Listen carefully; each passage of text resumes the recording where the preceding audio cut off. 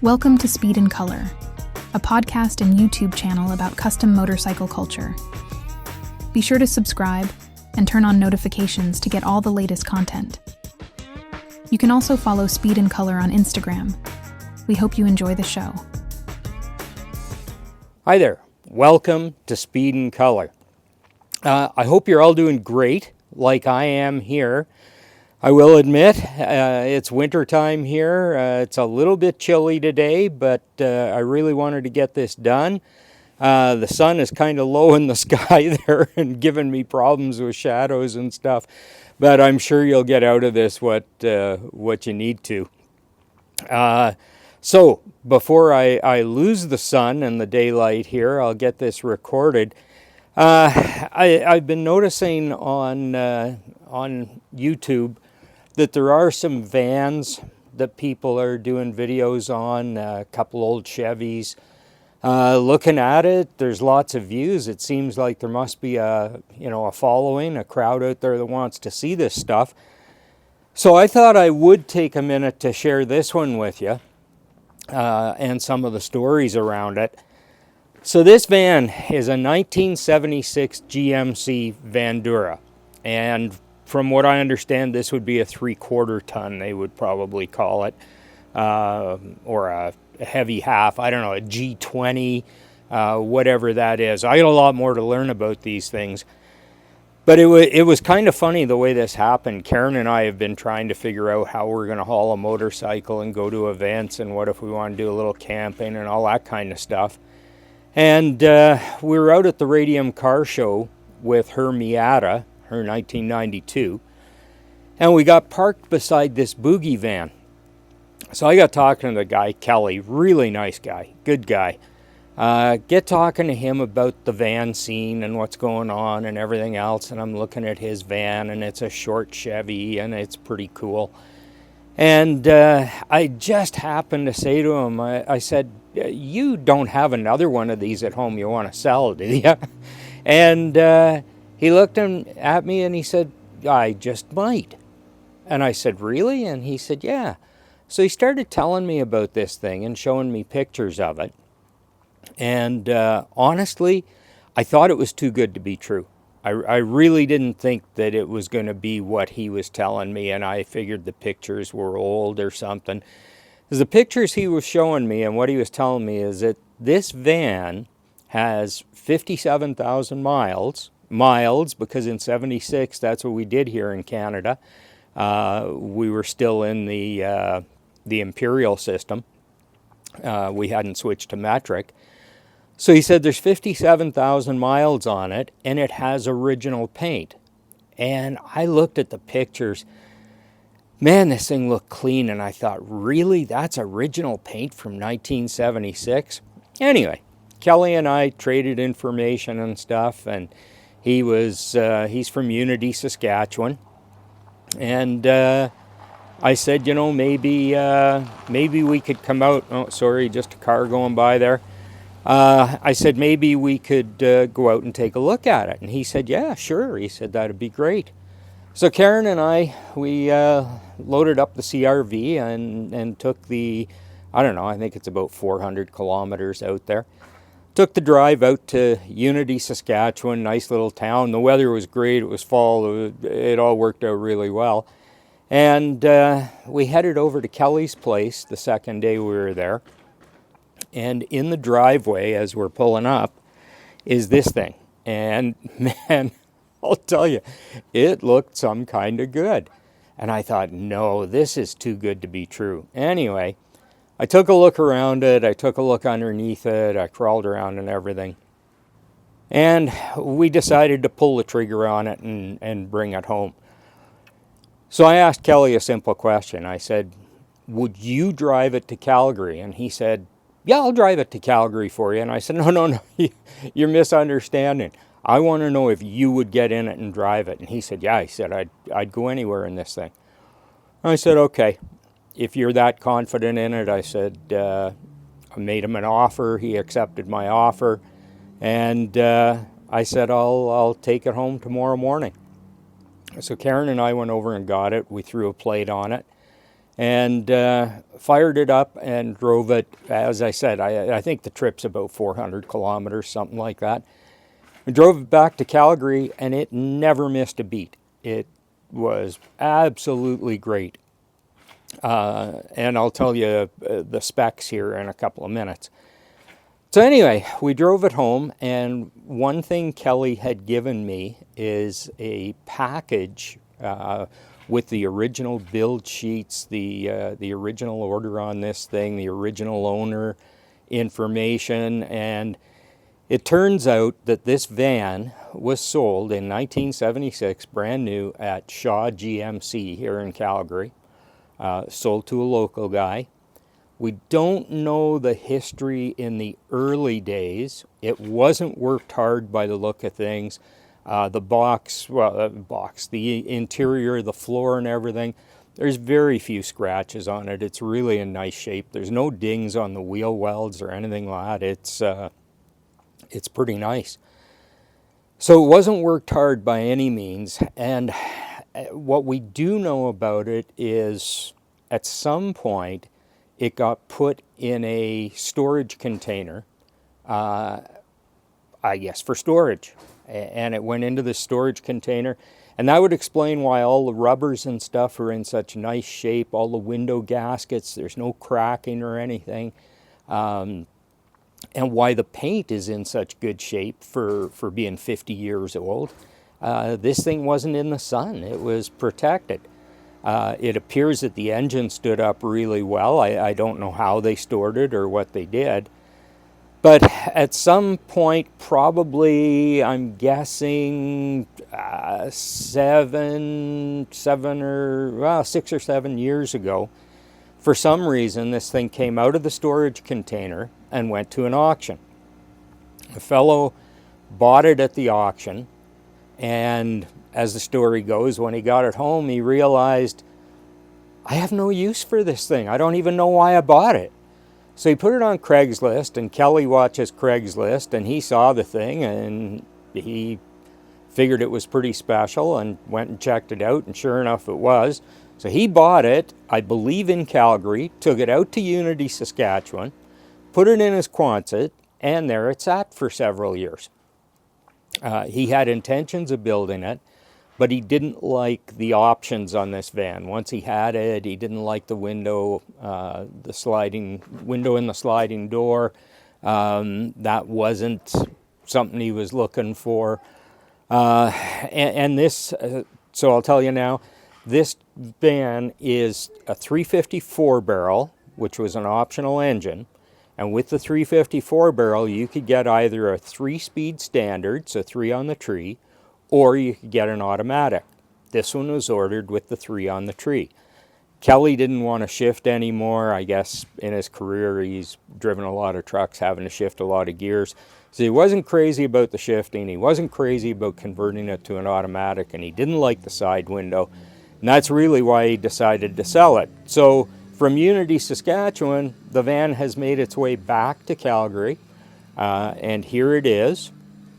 I'll share with you too that once I got it home and got looking at it and really seeing the condition and knowing the story behind it, being a gearhead, a car guy, I looked at this thing and I thought, man, it just, like, it doesn't seem right to repaint it or to modify it or to put accessories on it and stuff. Somehow it just, I don't know. It's just too good a piece for somebody who really appreciates them.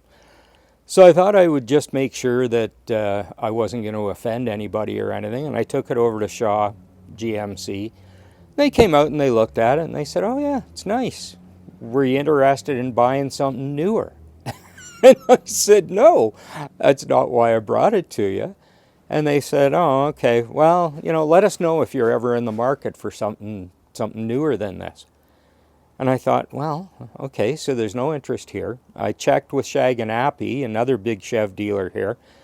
They didn't really, they said it was cool and they wished me luck with it and said, they're certainly popular and it won't lose any value, but they also weren't interested in investing in it.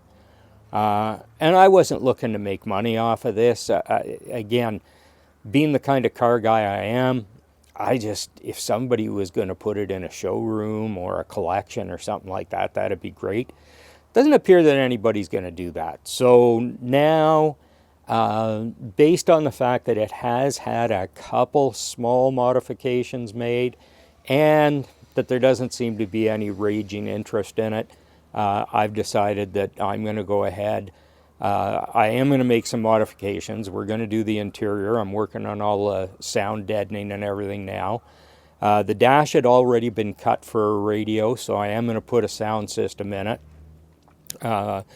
And that, we're going to do the backup with a bed and a ramp for the motorcycle. And, we'll probably have a fridge back there and maybe a composting toilet that we can take on the road with us. And, that way you never get caught short. So that's kind of what we're doing on the inside.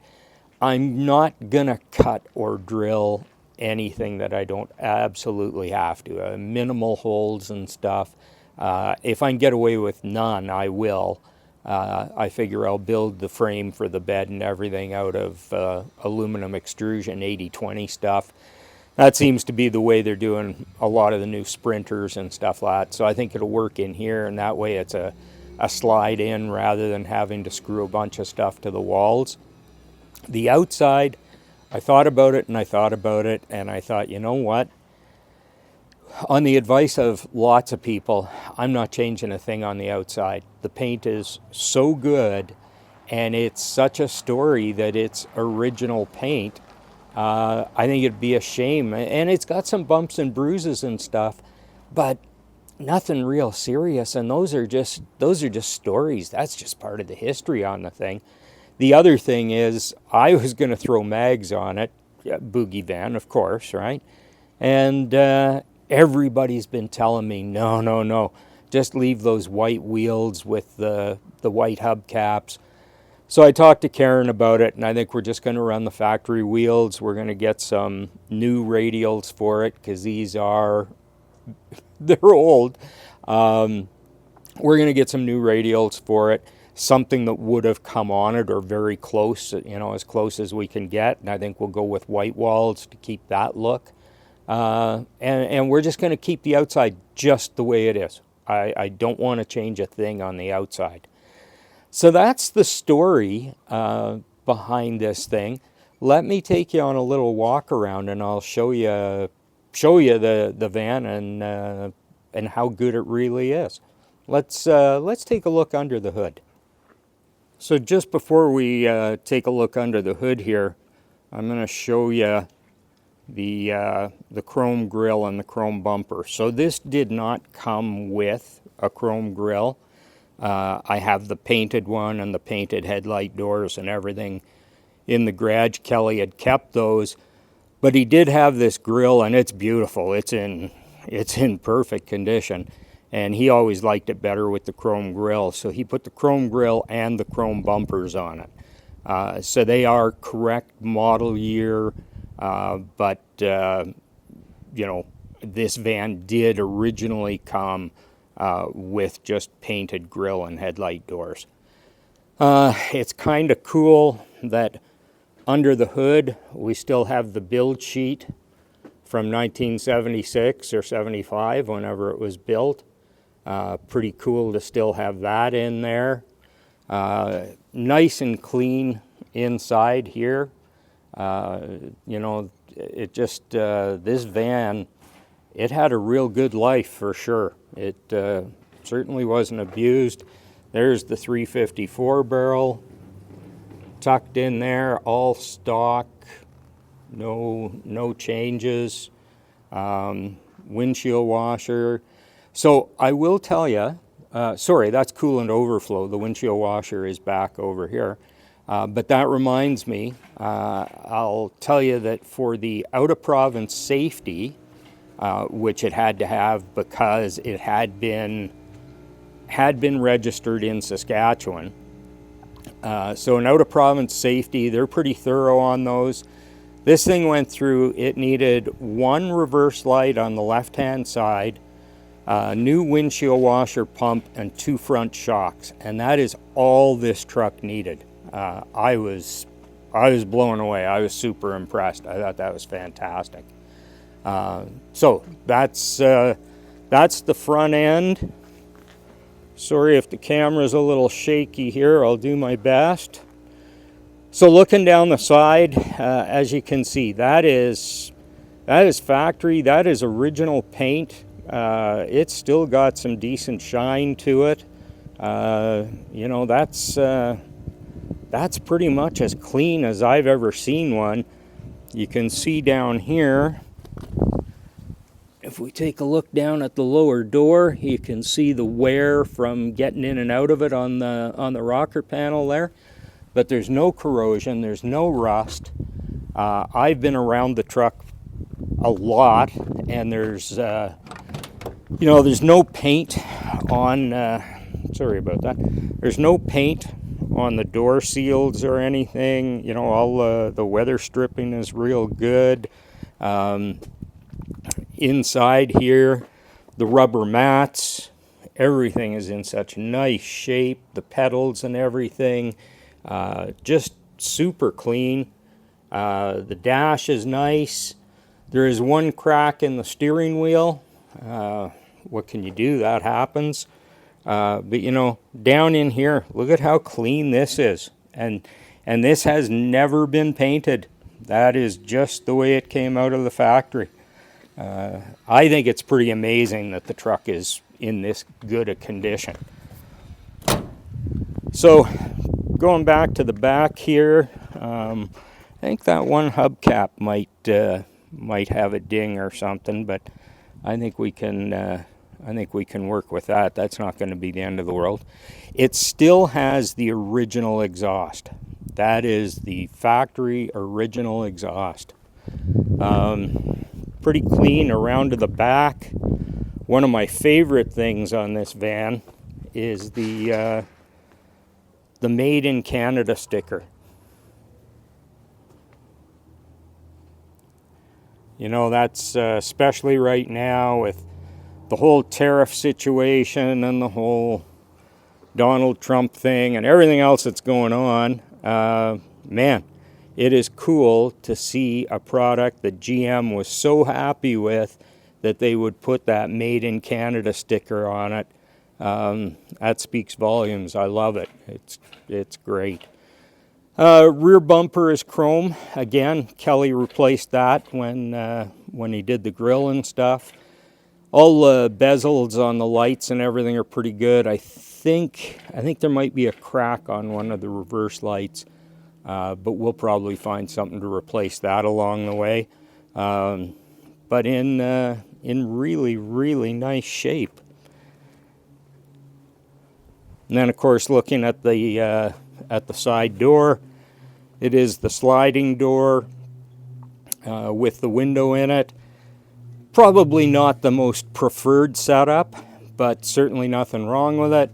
And if we just open that door, again, the interior, and that's part of the sound system that's going in here. You can see I'm doing the hush mat on the walls, and I've started the ceiling at the back. I'll do a little video on that stuff.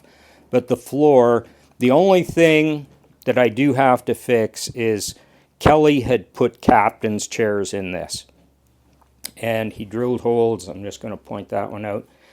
So he drilled holes for the captain's chairs, so I need to make some little plugs and TIG those and close those up and grind them down and put a little bit of paint on them. And you know, that's one of the things that unfortunately has been modified and I just really can't do much about. One of the front seats, the driver's seat, has a little tear in it there. I'm going to see about having the seats redone. I asked Kelly when I got it, I said, did you keep the factory seats when you put the captain's chairs in? Because he had them in the front as well. And he said, yeah, I've still got the originals. So I asked him if he'd throw those in, and he said yes, he would. So I got the original seats, and you know, kind of funny that this van, as as stock as it is, or as base model as it is, was ordered with high back bucket seats. Unusual combination of options, but it's okay. It works. The truck does have a sunroof, which again was not factory, and it's part of the reason that it doesn't break my heart to do the interior, to make a couple modifications. But that sunroof, Kelly was showing me, he knows a fair amount about these things. Apparently that sunroof is the better one because on the top, the frame for the sunroof follows the contours of the roof. I guess there were two ways they did them. One is that it just sat on top of the ribs, and then there was some kind of a filler from the ribs down to the roof, some kind of a thick gasket or something like that. This one was one of the ones that actually has the frame shaped to match the roof so it sits tight. And I would get a picture of that for you. Actually, I'll get a picture of that and insert it into the video. I'm just not going to climb up there right now to show you. Yeah, and the seat bases, he had those, and everything just bolted right back in, and it's all good. So that is pretty much my van. You know, we're going to get the interior done. We're going to get it set up. It should be great with the chopper in the back, going to motorcycle shows. We're really looking forward to it. And when we're not going to a show, there'll be a bed in the back and we can go and do a little camping, stay by a lake, do whatever we want to do. Should work out pretty well. So that is our 1976 GMC van. If you've got any tips, tricks, any comments for me, by all means, let me know. And, leave us a comment here. Appreciate you being here. Follow Speed and Color on Instagram. We've also got podcasts. We've got YouTube videos. Well, you're watching one, so you know that. But we got lots of stuff going on. And, we'll see you on the next episode. Thanks for being here. Hey, I know we just did the walk around and I showed you the outside of the van, and I may have showed you the inside as well and how good it is. And, I'm going to be honest with you. I bought this thing. I never took the engine cowl off. I looked in from the front. It looked pretty good. And, I will tell you, the guy I bought it from said to me, he said, I think they repainted the engine. The engine looked so good at the front that, his thought was maybe they had repainted it, although he couldn't tell for sure. So anyway, I never bothered to take the engine cowl off. I thought the thing was so good, I wasn't real worried about it. And I went to put the sound system in and start hooking it up. And I had to take the cowl off, and this is what I found. This thing is unbelievable. I got to tell you, and I'm not bragging on this. This is just totally the way I found it. This is no magic of mine. This is just the way it is. So I took the cowl off. There is absolutely no rust around the floor where the cowl sits.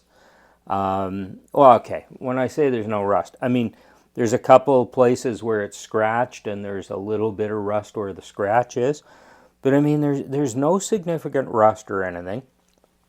Looking in here, I'm convinced this is the original exhaust system. The paint that he thought was a repaint, this is factory. This is the way this thing is. And none of this has ever been touched from what I can tell. The air cleaner, absolutely original, still got all the decals on it, the serial number or whatever number that is up on that front label. I have to look at it. But nothing here has ever been touched. I don't know if this thing's ever had a new distributor cap or wires or anything. It runs like a top. You can tell this is original paint looking at things like the motor mounts, looking at the engine, the transmission, where it connects. Is there a little bit of oil seepage or weeping in spots?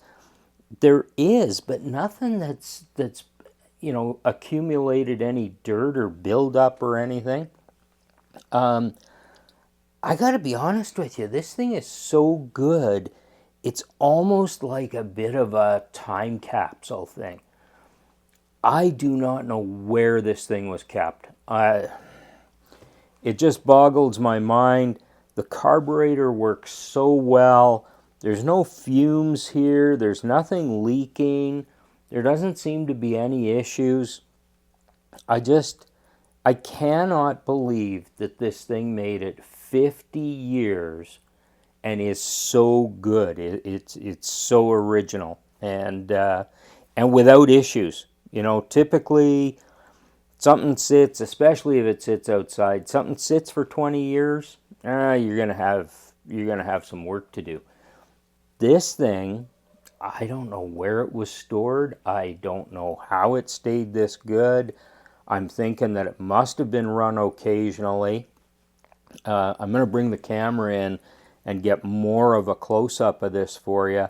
The only thing I found after I had the cowl off is the wires on this side, the ignition wires, go through the loom and down to the plugs. On the passenger side, the wires don't go through the loom anymore. They go on the outside of the PCV or PVC, positive crankcase ventilation, PCV. They go along the outside of the PCV tube rather than coming around it this way. And I thought, oh, well, that's a simple fix. I'll just pull the tube off and bring the wires over. But then they don't go around that electrical loom properly. So looking at it, I'm thinking somewhere along the line, for some reason, somebody moved those wires. I can certainly get them back into the loom and make them right. But I didn't want to fool anybody. I didn't want to lie to you. This is the way I found it, and it just, like I say, it's really, really surprising. I'm not going to show you the stereo or tell you about the dash or anything right now. Well, actually, maybe I will. I'm doing another episode on the sound deadening material and everything. But I will say that, for anybody who's cringing, going, oh my, why did you cut the dashboard for a stereo? The dashboard, so there were a few things that were already done. There were 8 holes drilled in the floor for the captain's chairs that got mounted in here, in the back. They're fairly big holes. They're probably, I'm going to guess, 3/4 of an inch. They're not great. They can be welded over. I may use a couple of them for a tie down for the motorcycle. So, though, I'd rather that they weren't there, but they're there. That's the bottom line. The dashboard had already been cut for an aftermarket radio. I don't know. I can't find anywhere on the build sheets that this thing was ordered with a radio. I also don't know if an AM radio was standard. I don't think it was, because there is no front speaker. And if it had had an AM radio, there probably would have been a speaker in the dash. There's nothing there. But whoever did the aftermarket radio, whatever you want to call it, they cut the dash, which again is not ideal. They cut the dash. They ran cheesy black speaker wire that, I don't know if any of you remember, but that real thin cheesy shit that you used to use back in the 70s, maybe even back in the 60s. They ran it down the roof inside the rail on the side. It was tidy enough, I guess, but they also drilled 2 holes on each side at the back for what looks like it was probably 6x9 speakers in some kind of enclosure. Now, those were gone when I got the van. The wires were still there, and the holes, of course, are still in the back corners. On the inside sheet metal, they don't go to the outside or anything. They didn't do anything that silly. And when I pulled the wires back, they were under the dash here, connected with Muret connectors. Why anybody would use Muret connectors in an installation, an automotive installation, I don't know. Anyway, so those are a few, and they are. There's a very few things that were done to this van that are cringeworthy, and the holes in the floor, the cutting of the dash, and the few holes in the back are unfortunate, but they're there, and I have to deal with it. Now again, I'm doing some things like putting sound deadening material in here. I'm going to have to drill a couple holes. I'm going to do some stuff to essentially tamperize it and make it so I can load the bike in here. I did check with people, and nobody really wanted this thing in its unrestored state. I have made the decision, I don't know if I said this earlier, I have made the decision I am not changing anything on the outside of this. I'm going to leave it baby blue. I'm not taking dents out. There's a few dents, certainly nothing major, but there's a few dents. There's no rust. There's no rust holes or anything like that. It is the original paint. I'm leaving the white wheels on it. I'm going to order tires that are, if I can still get them, I'm going to order the tires that are on the build sheet. Otherwise, I'll order the closest thing I can get to those original tires. Kelly, the guy I bought it from, he did find a chrome grille for it the right year, a 76, with the headlight doors, stuff like that. He had chrome bumpers from another van that are the right ones for this. So it now has a chrome grille, chrome headlight doors, chrome bumpers, and the stainless mirrors that it didn't come with. Now I have the white mirrors, I have the painted grille, I don't have the painted bumpers. I don't know if I'm going to part with the mirrors or the grille. I know they're highly desired these days, but they are the absolute originals for this van. I'd probably put them back on, except for the fact that I don't have the white bumpers. Now I could have these de-chromed, paint them white, whatever, but the van looks so good with the chrome grille and everything, and it's in such nice shape. I don't think I'm going to change that stuff. I'm going to go with it the way it is. Even though it's not 100% original, I'm going to go with it the way it is. I think I'll probably take that painted grille and the mirrors and stuff, put it up on the shelf, and leave it for someday that if I ever sell this to somebody who really, really wants it to be original, it's doable. So that's where I'm at with the outside. It's going to show up at shows looking just like it did, or very, very close to what it looked like in 76. I'm not doing fender flares. I'm not doing any goofy running boards. I'm not doing, I'd love to have exhaust pipes running down the side of it. Being a gearhead, first thing I thought when I saw this is, I need to do a K&N filter, and I could do a cool chrome filter, and I could do, new distributor cap and this and that, and big Excel wires or whatever. That's my that's my passion. That's my hot rod kind of side, if you will, or my customizing side.